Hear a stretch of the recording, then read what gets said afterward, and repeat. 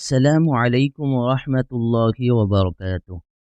সহিহ হাদিসের বিবরণ থেকে অবগত হওয়া যায় যে আখির জামানায় ইমাম মাহদী আত্মপ্রকাশ কিয়ামতের সর্বপ্রথম বড় আলামত।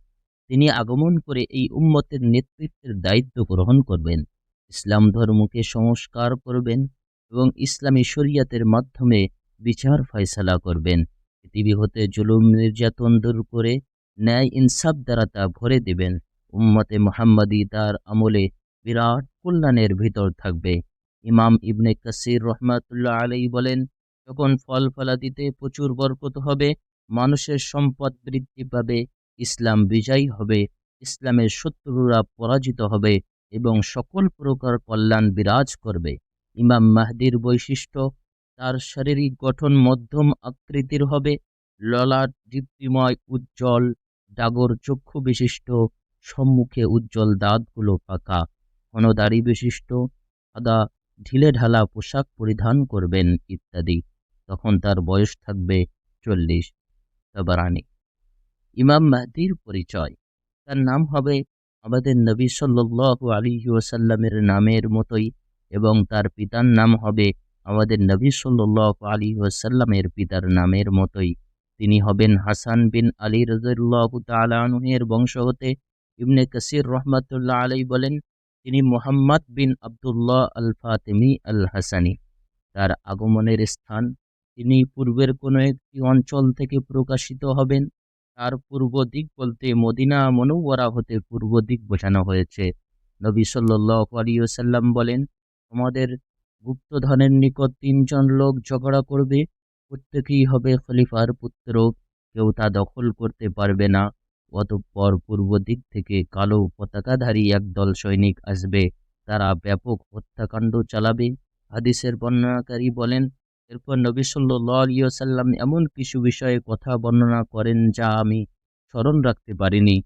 তোমরা যখন তাদেরকে দেখতে পাবে, তাদের নেতার হাতে বায়াত করবে, যদিও বরফের উপর হামাগুড়ি দিয়ে উপস্থিত হতে হয়, কেননা তিনি আল্লাহর খলিফা মাহদী। মাহদী আগমনের দলিল সমূহ। ইমাম মাহদী আগমনের ব্যাপারে অনেক সহিহ হাদিস রয়েছে। কোন কোন হাদিসে প্রকাশভাবে তার নাম উল্লেখ আছে, আবার কোনো হাদিসে তার গুণগণ উল্লেখিত হয়েছে। তার আগমন সত্য হওয়ার জন্য এই সমস্ত হাদিসই যথেষ্ট। আবু সাঈদ খুদরি রাদিয়াল্লাহু তাআলা আনহু নবী সাল্লাল্লাহু আলাইহি ওয়াসাল্লাম হতে বর্ণনা করেন, আখিরি জামানায় আমার উম্মতের ভিতরে মাহদীর আগমন ঘটবে। তার শাসনকালে আকাশ থেকে প্রচুর বৃষ্টিপাত, জমিন প্রচুর ফসল উৎপন্ন করবে। তিনি মানুষের মাঝে সমানভাবে প্রচুর সম্পদ বিতরণ করবেন। গৃহপালিত পশুর সংখ্যা বৃদ্ধি পাবে এবং উম্মতে মুহাম্মাদী সম্মান বৃদ্ধি পাবে। তিনি 7 বছর কিংবা 8 বছর জীবিত থাকবেন। আবু সাঈদ খুদরি রাদিয়াল্লাহু তাআলা আনহু হতে আরো বর্ণিত আছে, নবী সাল্লাল্লাহু আলাইহি ওয়াসাল্লাম বলেন, আমি তোমাদেরকে মাহদীর আগমন সম্পর্কে সুসংবাদ দিচ্ছি। মানুষেরা তখন মতবিরোধ লিপ্ত হবে, তখন তিনি প্রেরিত হবেন, পৃথিবী হতে জুলুম নির্যাতন দূর করে ন্যায় ইনসাফ দ্বারা তা ভরে দিবেন। আসমান জমিনের সকল অধিবাসী তার উপর সন্তুষ্ট হবেন। তিনি মানুষের মাঝে সমানভাবে প্রচুর সম্পদ বিতরণ করবেন। নবী সাল্লাল্লাহু আলাইহি ওয়াসাল্লাম বলেন, আল মাহদিয়্যু মিন্নি আজলাল জাবহাতি আপনাল আমতি ইয়ামলাউল আরদ কিসতান ওয়া আদলান কামা বুলিয়াত জাওরান ওয়া যুলমান ইয়ামলিকু সাবআ সিনিনা। মাহদী আসবেন আমার বংশ হতে, তার কপাল হবে উজ্জ্বল এবং নাক হবে উঁচু। পৃথিবী হতে জুলুম নির্যাতন দূর করে নিয়ে ন্যায় ইনসাফ দ্বারা তা ভরে দিবেন। 7 বছর পর্যন্ত তিনি রাজত্ব করবেন। উম্মে সালামা রাদিয়াল্লাহু তাআলা আনহা বলেন, আমি রাসূল সাল্লাল্লাহু আলাইহি ওয়াসাল্লামকে বলতে শুনেছি, মাহদীর আগমন হবে আমার পরিবারের ফাতেমার বংশ হতে। জাবের রাদিয়াল্লাহু তাআলা আনহু বলেন, রাসূলুল্লাহ সাল্লাল্লাহু আলাইহি ওয়াসাল্লাম বলেছেন, ঈসা আলাইহিস সালাম যখন অবতরণ করবেন, তখন মুসলমানদের আমির তাকে বলবেন, আসুন আমাদের নামাজের ইমামতি করুন। ঈসা আলাইহিস সালাম বলবেন, বরং তোমাদের আমির তোমাদের মধ্য হতেই এই উম্মতের সম্মানের কারণে তিনি এই মন্তব্য করবেন। বুখারী ও মুসলিম শরীফে ইমাম মাহদী সম্পর্কে কিছু হাদিস। নবী সাল্লাল্লাহু আলাইহি ওয়াসাল্লাম বলেন, কাইফা আনতুম ইযা নাযালা ইবনু মারইয়াম ফীকুম ওয়া ইমামুকুম মিনকুম।